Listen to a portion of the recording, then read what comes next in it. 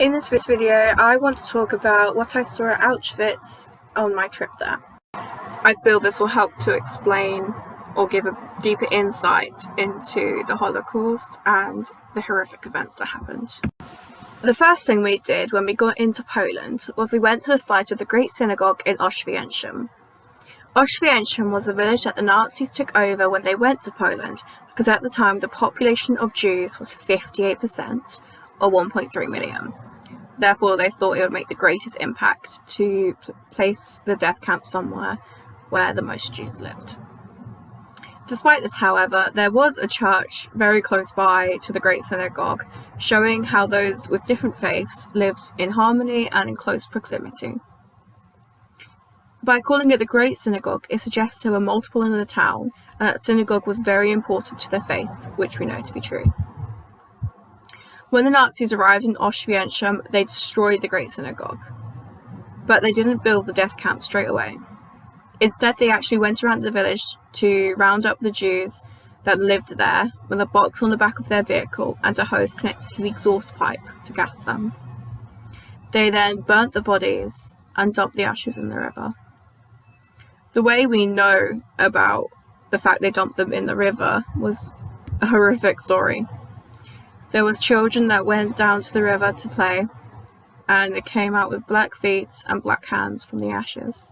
So now we have evidence of what they were doing. It wasn't the death camp that was exclusively called Auschwitz, as many of us think.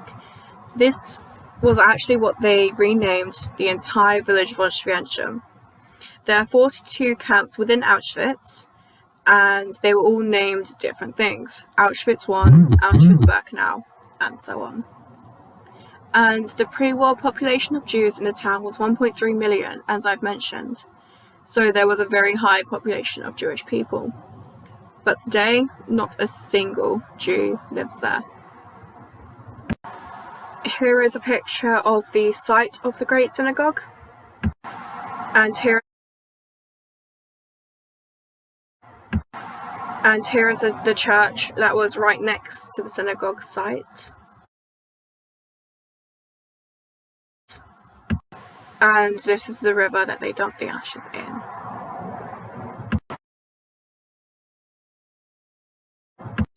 We then went to Auschwitz I, the first of the camps.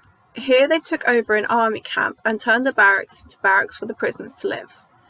Around the site, it is surrounded in barbed wire and a few watchtowers to ensure the prisoners didn't escape. This wasn't the camp that the Jewish men, women and children were gassed in. That was Birkenau, although there was a temporary gas chamber in Auschwitz I to test it out, but I will get back to that. Before Birkenau, the extermination death camp was built. Every Jewish men, women and children were sent to Auschwitz I and had to walk through the gates, albeit marked frei, above them, and most of them would never come out. Albeit marked frei was German for work sets you free, or work gives you freedom. And that is such a sick and cynical thing to place above this camp, because the freedom that they were given was death.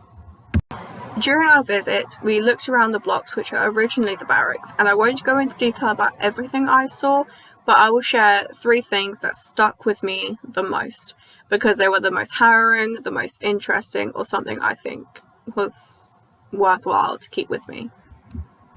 All of it was worthwhile, by the way. I just feel like these were the most impactful to me. First was a diagram of how far the Nazis had brought Jews into Auschwitz to murder them from around Europe. Auschwitz is in the very centre, and the lines to represent how far they went spreads out from there. It is very difficult to explain, but the picture will demonstrate just how scary it is because of how far they managed to go without being known of their disgusting murders. Second is the pictures that a Greek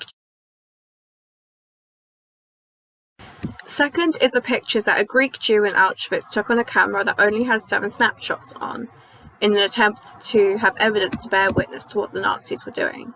And thankfully he survived, so we have these pictures.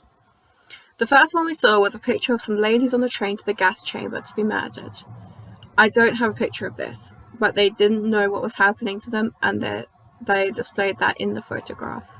The picture was blurry because he took it in secret and wasn't able to display the full camera for the obvious reasons.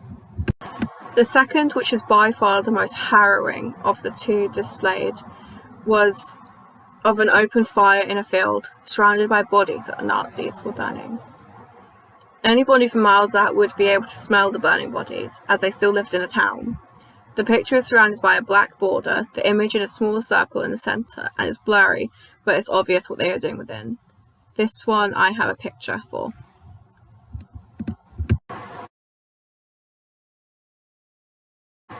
Third, which to me is the most awful, is we saw a collection of the Jewish men, women and children's personal belongings.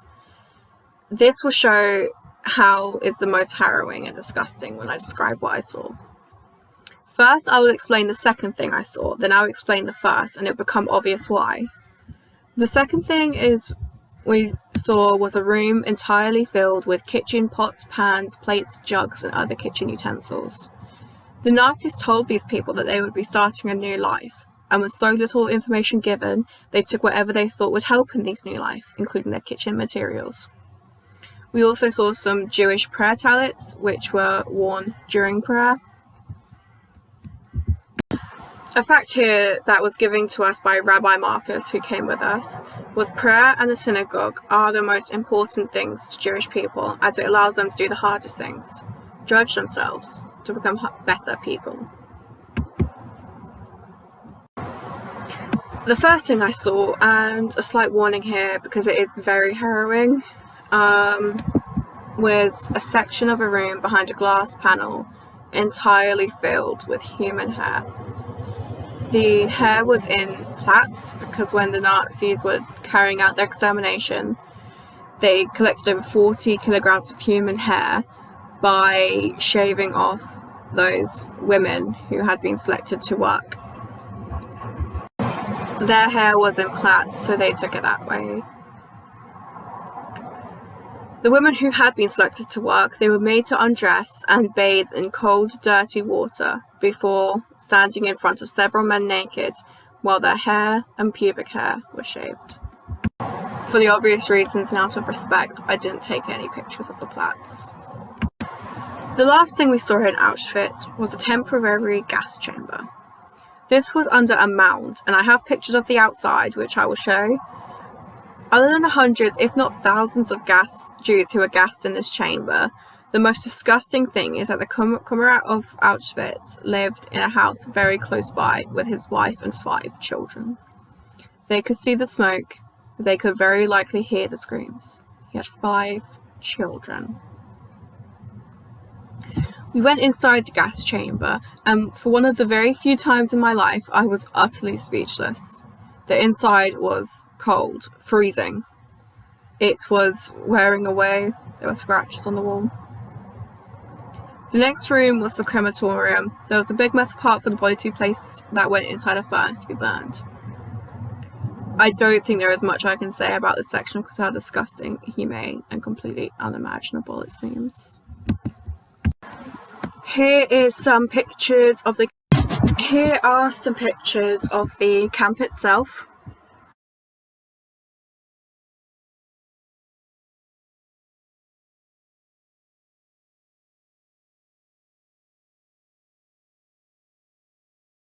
The pots and pans that the Jews brought to start their new lives with. And here is the outside of the temporary gas chamber.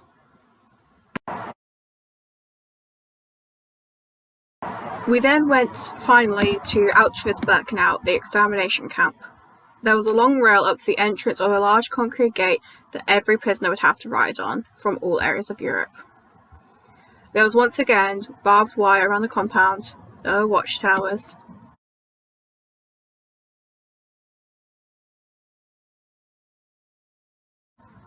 And I will once again describe the 3 things that stuck out to me personally. The first thing were the barracks, which were actually stables built for 51 horses where over 400 prisoners were placed. They had 3-level bunk beds laid with straw, and they were rough wood and were highly unstable. There were buckets for their toilets at the end, and they stayed there without any heating all year round and were locked in at night.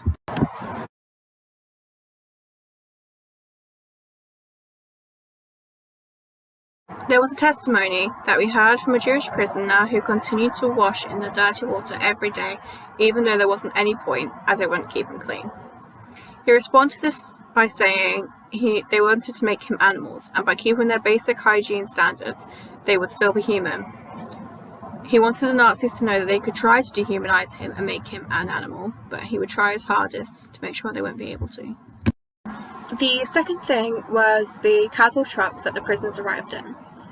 There were around 80 prisoners all placed in these trucks, standing up with no room to sit or lie.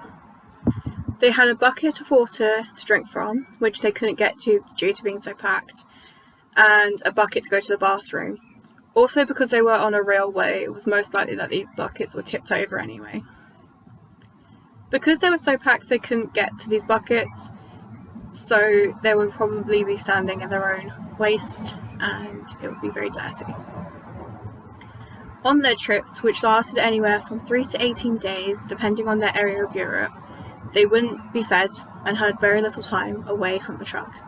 A lot of the time when they arrived at the platform in Auschwitz-Birkenau, at least half of the people in there would already be dead from starvation, illness, exhaustion and other factors. What is even more harrowing is that when they arrived, the chances were high that they would be sent straight to the gas chamber anyway. The gas chamber and crematoria are the third things I'd like to talk about. There were 5 crematoria at Birkenau and have all been destroyed by the Nazis after they were discovered. They worked underground, so the prisoners would be transported there and taken underground into a locker room. They would be told to undress and remember where their clothes are, because they were going to shower after a long journey and would need them afterwards. They were taken into the next room, which had fake piping and shower heads to give the illusion that they would be showering. And then they would be locked in and gassed. This process could take up to 20 minutes, so the death they experienced would have been slow and it would have been very painful. The bodies were then taken into the next room with the furnaces to be burnt. They would get the prisoners to drop the gas canister from the outside to gas the victims, and then that prisoner would have been killed. So this was that the soldiers and such could not be blamed for gassing all of the Jews, which is utterly disgusting.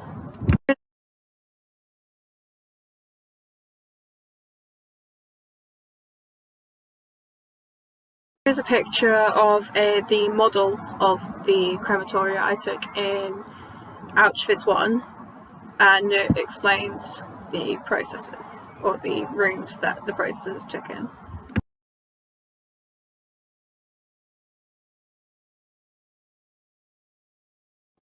Now we have an insight as to what happened at Auschwitz. Obviously we can't explain absolutely everything that happened there, it was too much and it was too horrific and so complex. But now that we have a small insight into what happened, I want to talk about humanising the victims, but not just humanising the victims, the perpetrators as well.